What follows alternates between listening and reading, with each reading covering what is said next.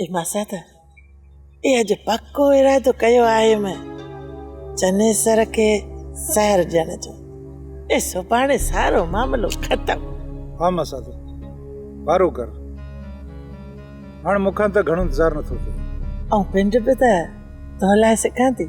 ए तूं हिकिड़ो थोड़ी तो सिखी। हाँ मासात वो माई बि त नीची में पई आहे न पंहिंजे।